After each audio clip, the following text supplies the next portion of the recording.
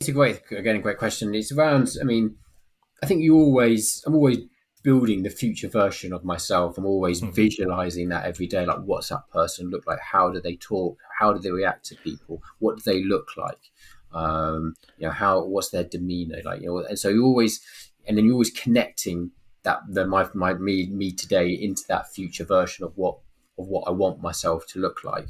And so I always so it's one of the biggest things I think I help people with, and naturally people come to me is like, what do you want your future self to be? Because if you don't have that vision of who that person is, then how can you connect to that person? How can you then set goals or habits in place today which take you closer to that person you want to be? Hmm. It's so important to build that. So that's really kind of how I work on a day to day basis with myself. It's always being able to say, right, who do I want to be in 3 months' time? Who do I want to be in 6 months' time? And just keep visualizing and connecting to that No, it person. makes a lot of sense, because if you don't have your own plan for what you're going to do, society, family, girlfriends, whatever, they're going to give you, or they're going to dictate how you live your life. Did you think that was sort of linked into your affirmations, the self love, the compassion that you give yourself, like with the list of things? Did you kind of go, this is who I want to be, and then look at your affirmations and say, I love this about myself, and then find that as you were more grateful, as you're more like kind of taking the chance to see from the over the top of things rather than dealing with the emotions, you could actually start going, okay, I want to be stronger in this area. Okay, I'm going to work on this. I will fix this issue. Did it let you kind of link in everything? By seeing where you wanted to be, you could reverse engineer and find the ways, the habits you needed to fix, the healing you needed to do to become the guy you are now. Yeah, it did. Yeah, I mean, I think one of the biggest things is you have to.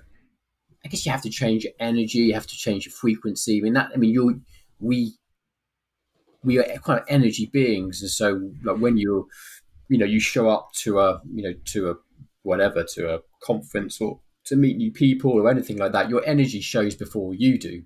And you can tell now, like, I'm quite connected a little bit more on the energy side, and feel you can feel the energy where someone is operating at quite a high frequency, and you can tell when people are at very, very low frequency.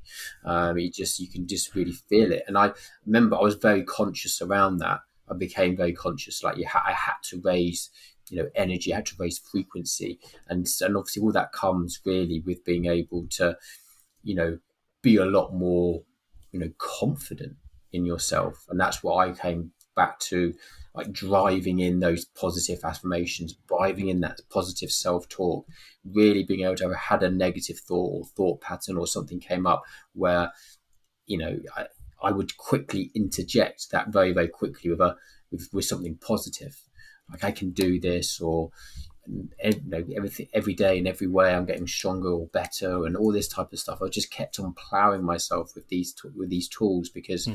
that's really how you change.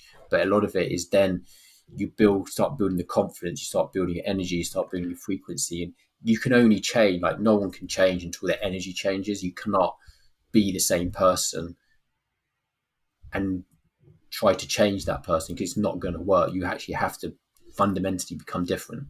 You have to be a different type of person, different type of energy. Um,